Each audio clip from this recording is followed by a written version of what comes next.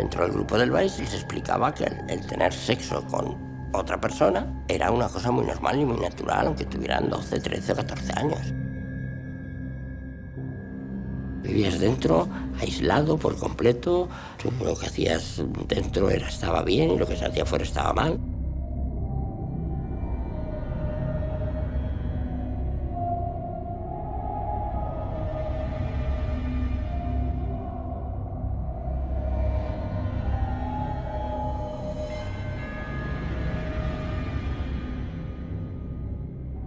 Entonces, cuando me contaron lo que había, primero una sorpresa, decir, bueno, ¿esto cómo es posible?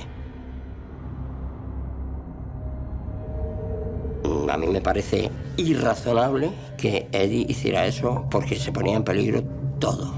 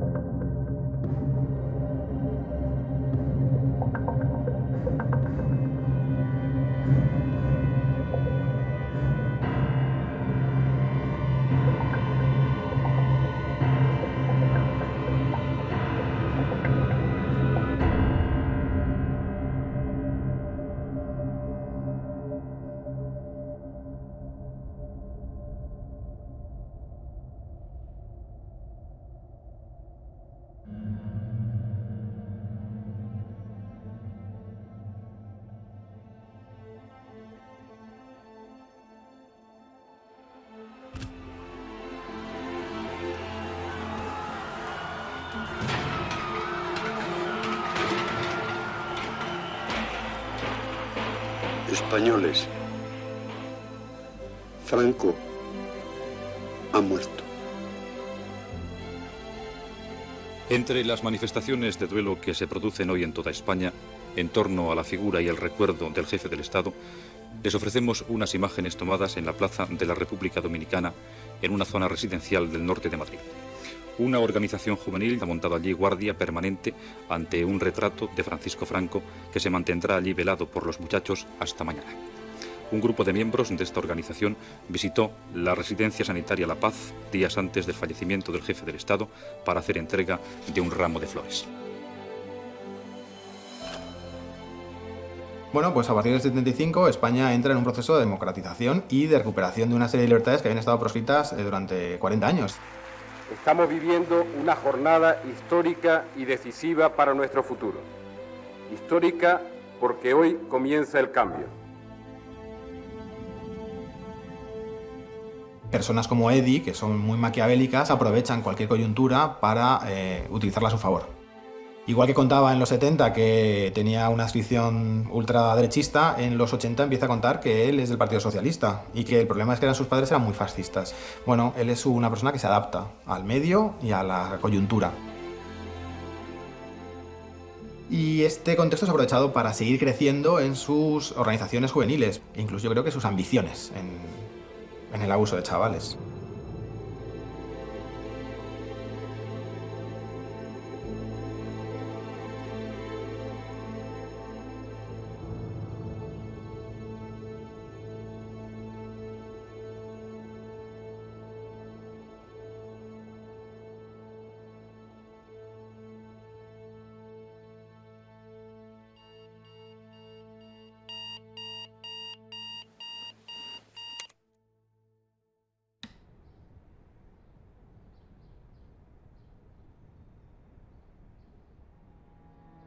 Edelweiss era una secta destructiva, con todos sus componentes, que todas tienen el mismo patrón. Hay un líder, al cual es intocable, al cual se le tiene que creer a piel juntillas. Nosotros no estábamos viviendo en la sociedad. Todo lo que ocurría era dentro de una campana de cristal. Porque una de las notas distintivas de una secta es este discurso de nosotros contra ellos. Fuera está lo malo, lo negativo, lo que hay que purificar. En el caso de Edelweiss, son empujados, ¿no?, a robar, a mentir, a dar versiones falsas. Robamos hasta dinero para dárselo a Eduardo González Arenas, claro. Pues a lo mejor eran, no sé, 5.000 pelas de aquella época, que no era moco de pavo, claro. Luego ya una vez que entras ahí, pues sí te piden colaboración económica, oye, traeros todo lo que podáis. Lo máximo que pudiéramos, yo le cogía a mi madre, ella nos daba. Como los perros cuando les tiras un palo y el perro va detrás del palo y se lo lleva a su dueño. Pues el palo era el dinero, el perro era yo y el dueño era Eddie. Mi madre ponía bastante dinero, incluso prestó un chalet que teníamos en Galapagar. No vio nada raro, incluso le gustaba.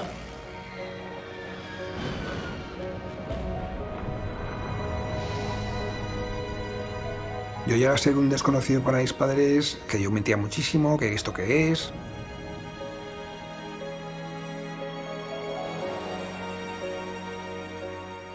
Para todos, Eddie era extraterrestre y le seguíamos fielmente.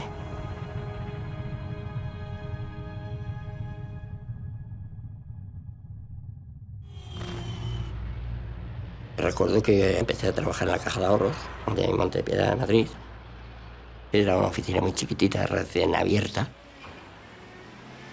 Tenía muy buenas perspectivas de futuro.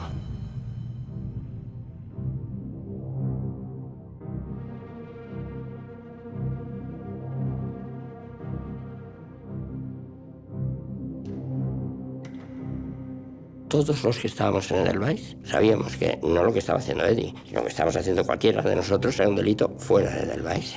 Pero estábamos en una secta.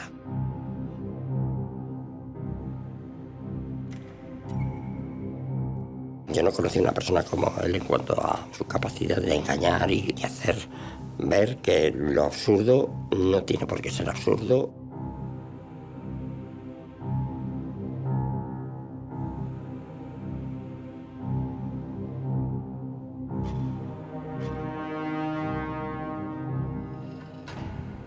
Con Eddie no había ninguna conversación. Coge 100.000 pesetas de la caja y nos vamos al aeropuerto y nos vamos.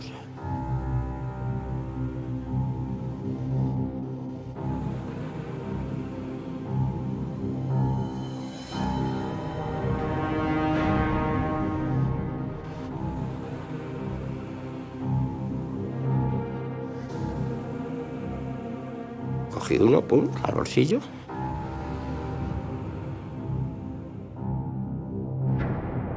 Y no volví.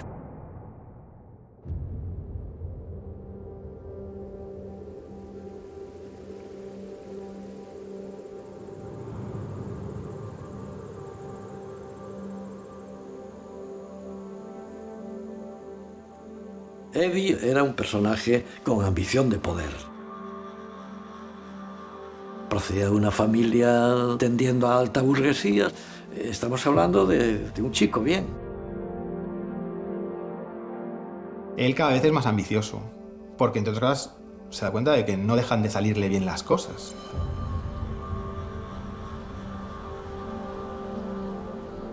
El objetivo de Eddie era muy claro y evidente.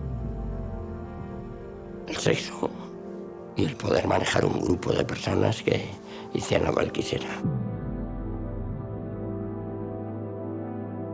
Eddie era un pederasta y entonces pues le gustaban las niñas. Y claro, ya un niño que tiene 14 o 15 le deja de gustar. Con lo cual, ¿qué hago con estos? Les preparo para poderlos hacer corrupción de menores, venta o como lo quieras llamar. En la época se corrió por determinados mundillos de Madrid que la secta de Edelweiss era un proveedor de menores para determinadas clases pudientes de la sociedad y se llegó a decir que había políticos de renombre que podían estar implicados.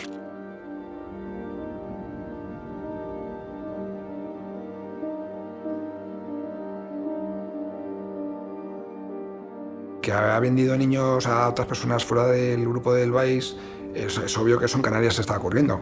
En Canarias se trataba de eso.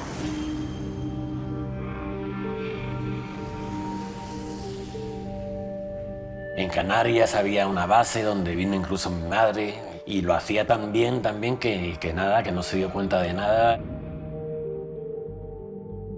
En Canarias se a una red de prostitución. Sí, sí.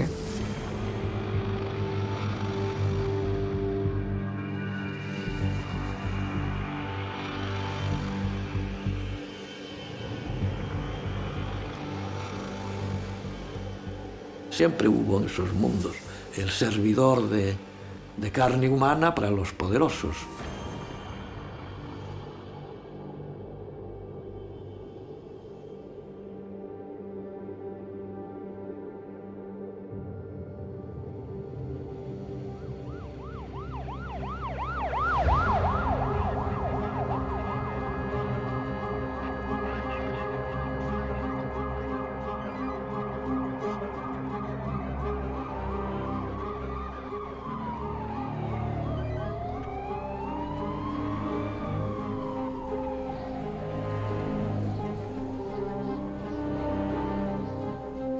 En el año 76, yo ya tenía 14 años, se produjo la primera detención que yo conocí de Eduardo.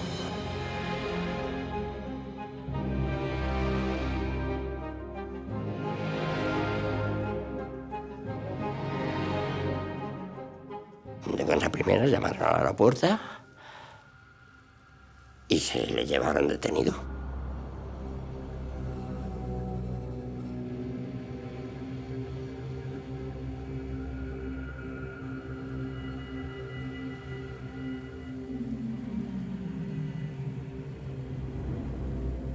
Eduardo fue a vivir a Las Rozas, a casa de sus padres, a una urbanización de lujo en aquella época. En Las Rozas le volvió a pasar lo mismo, pero esta vez sin denuncia porque no quería ningún escándalo y le dijeron que se fuera o que le denunciaban. Vamos.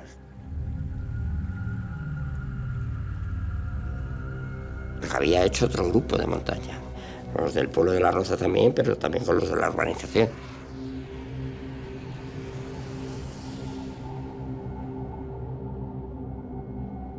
Y apareció en Alicante.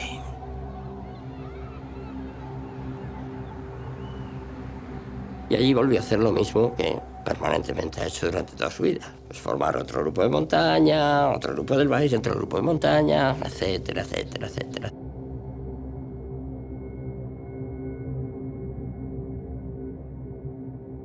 Su impulso degenerado sexual le sobrepasaba.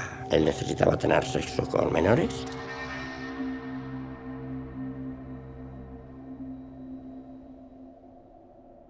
Era un hombre obsesivo con eso y no iba a parar nunca.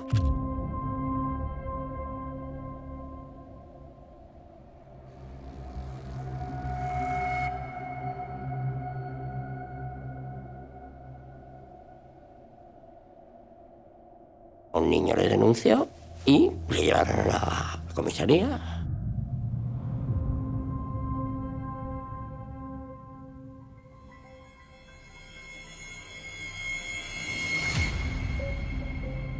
Probablemente la familia de Eddie tuvo dinero para pagar buenos abogados. Tendrían influencias sociales, incluso políticas, y por lo tanto seguramente las hicieron valer. Decía que podía tener acceso a quien quisiera. Su familia podía tener contactos importantes a nivel incluso del ejército y tal. Un tío suyo era gobernador civil de Alicante. Su padre parece ser que era ingeniero de una central nuclear.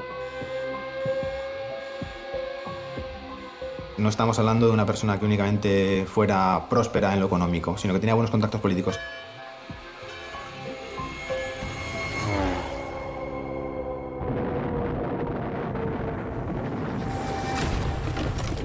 Los buenos abogados saben convencer a los tribunales de una cosa o de otra.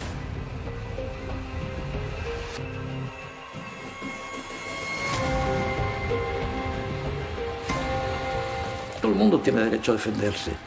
Ahora, es una injusticia.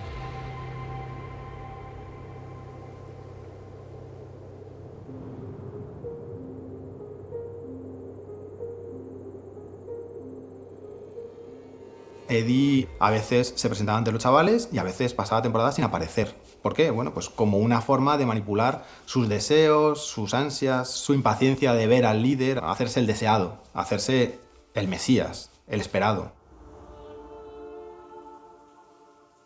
Cuando Eddie desaparece, Edelweiss no se queda descabezada, es decir, su puesto lo ocupa el siguiente en la jerarquía.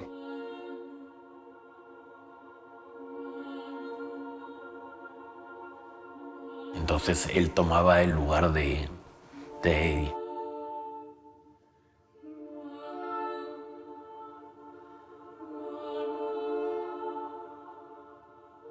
Sí, es cierto que en las ausencias de Eddie era el que mantenía realmente el grupo.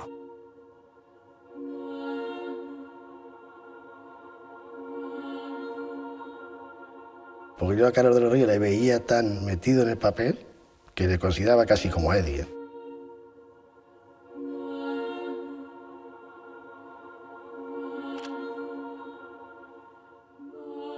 Cuando había que hacer algo, yo lo hacía y punto. O sea, tenía muy claro lo que tenía que hacer.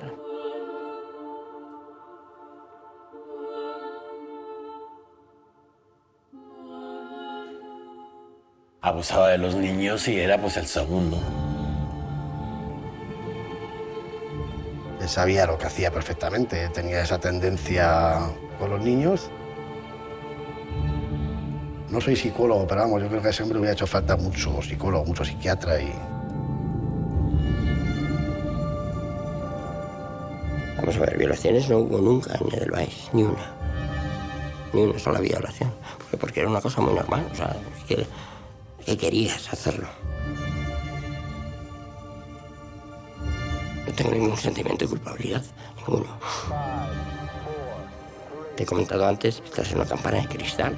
O sea, esto no era un club de maricones y pederastas, ¿no, señores? Esto era una secta.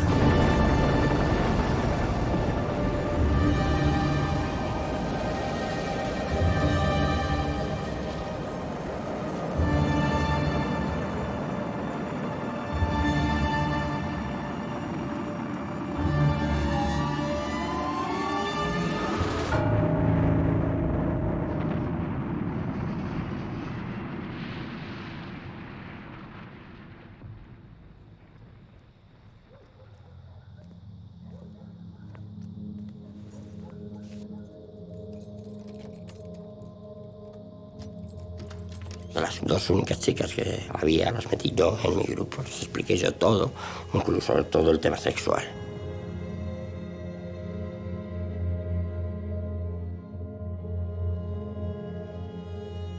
En Edelweiss había una chica, era mi novia.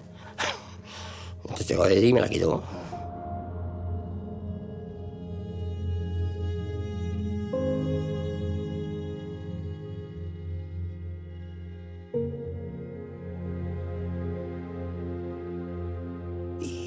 Y se acostó con ella, la dejó embarazada. Es así de sencillo.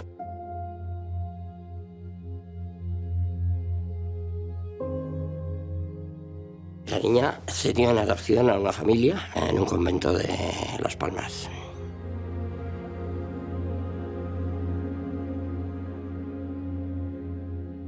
Tú fíjate el poder de convicción que pudiera tener, que es convencido a una madre de que diera a su hija en adopción. Es muy fuerte, ¿no?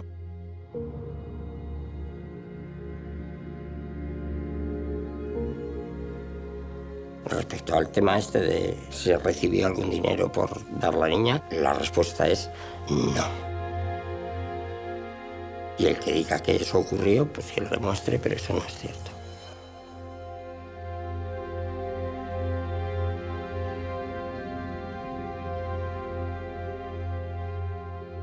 Eddie era, no sé si era sádico, maquiavélico o qué era, pero vamos. Hacía cosas que a veces que no son normales, vamos.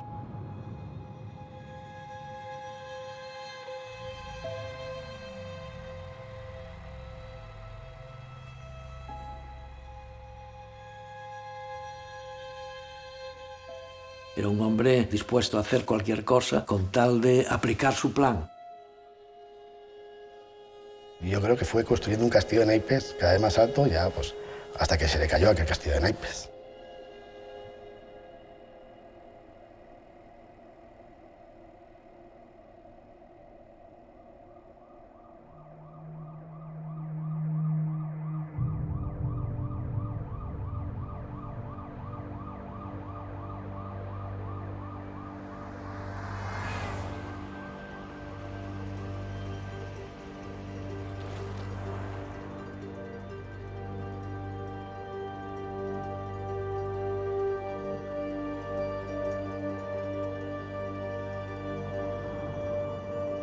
En el año 84 yo tenía entonces 33 años.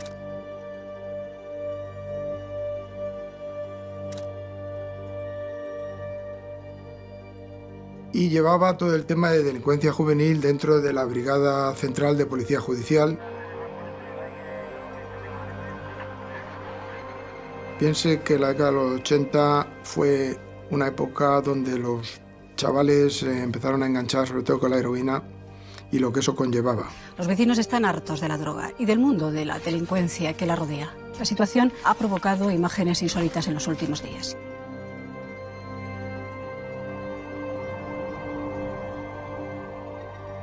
Eddie, yo entiendo que entró en algunas de las familias porque desde el principio él siempre dijo no a las drogas. Una de las cosas que se cuentan es que la pista que lleva la policía a Edelweiss es el intento de venta de uno de los chavales.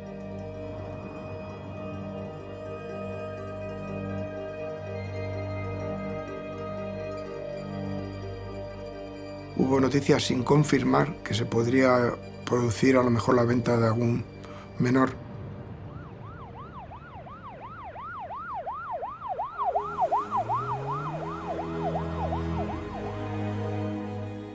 Y enseguida empezó a haber un seguimiento policial. Y entonces ya se desató toda la historia. Fuimos a la comisaría y en la comisaría nos empezaron a preguntar pues todo. Una persona de cojones, absolutamente. Ni si nos ocurre contar algo, porque estamos súper aleccionados en que esto era un secreto que nos llevamos a la tumba.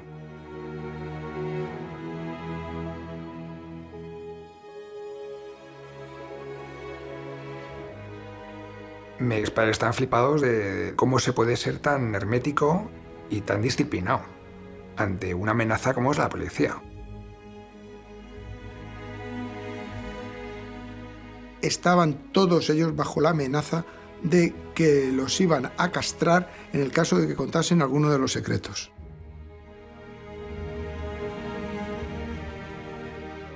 A mi madre sí la amenazaron con que si contaba algo iba a tener problemas. Hasta que empezaron a cantar los niños pequeños, entonces ya la policía empezó a presionarnos a los más mayores.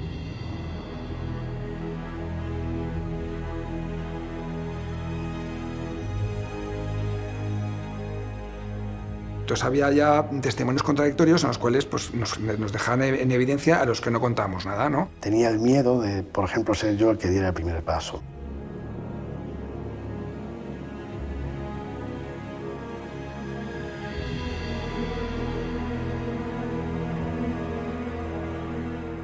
Fue duro, claro, es un niño y claro, es un trauma, ¿no? Tener que contar todas estas cosas, ¿no?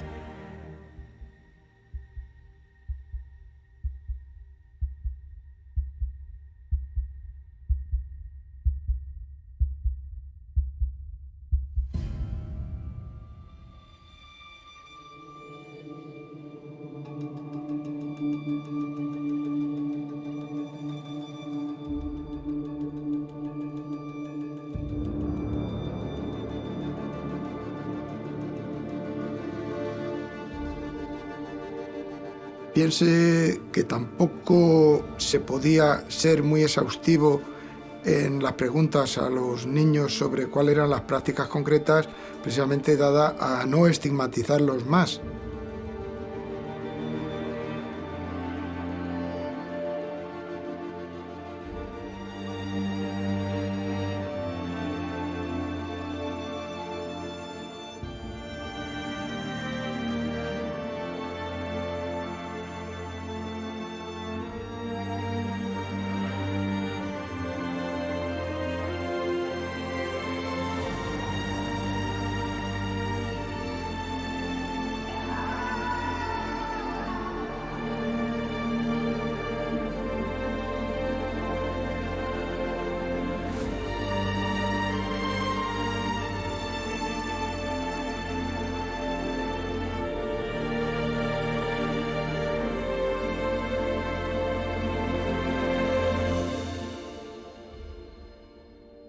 Los padres son grandes víctimas de todo esto también, porque yo me pongo en el lugar de padre y me dolería más que haberlo recibido yo.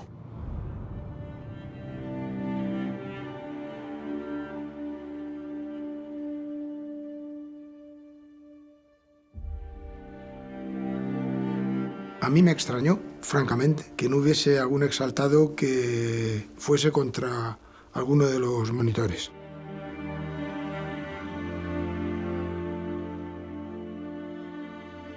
Habría que plantearse cada uno para sí mismo, si eso le ocurre a tu hijo, ¿qué harías en ese caso?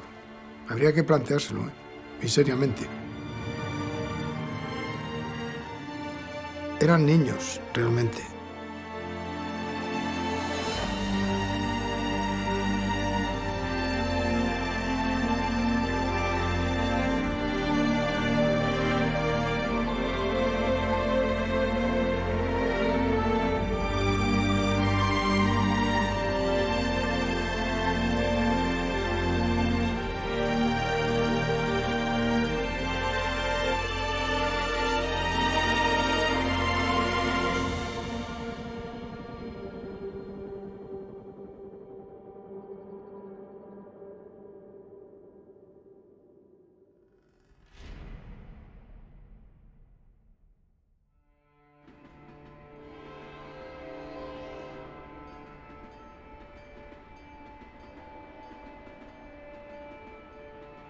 La policía no solo se sorprende de haber encontrado una organización de abusos de menores muy bien estructurada, sino que se da cuenta de que esa organización tiene pensado dar una serie de pasos a corto plazo.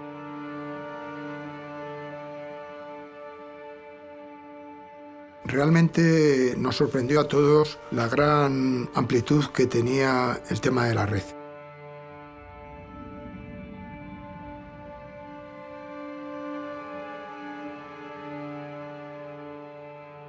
Edith obligó a los monitores a que se buscasen la vida, para lo cual se tuvieron que prostituir en distintas zonas de Europa.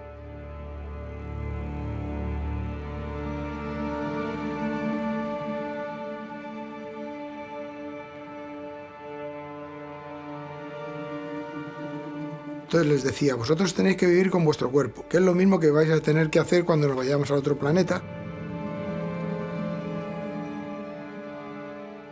Unos acudieron a prostíbulos de carácter homosexual y otros conocieron en bares de ambiente a personas de carácter homosexual mayores con los cuales mantenían relaciones a cambio de dinero.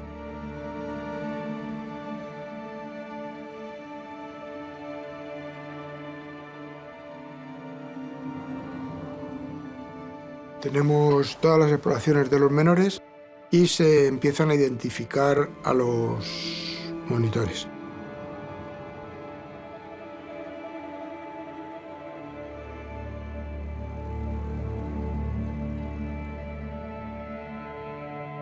Lo que sí había eran muchas fotos de los monitores con los niños.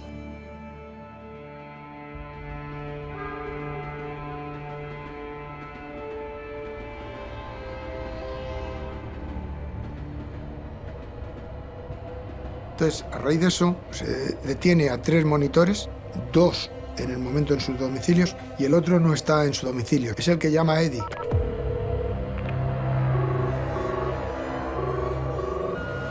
Y le dice, oye, han detenido a los 2 monitores y están los niños declarando. Se difunde todo. ¿Y qué ocurre? Que Eddie decreta un estado de alarma.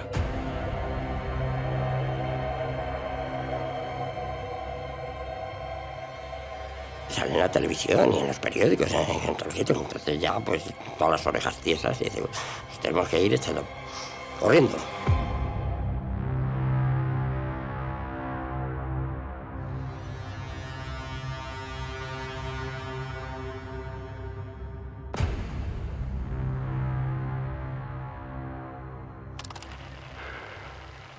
¿Qué quiere que le cuente? Eddie ha huido con toda la documentación.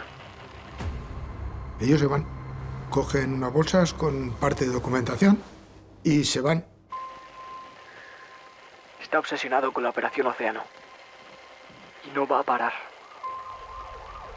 No va a parar.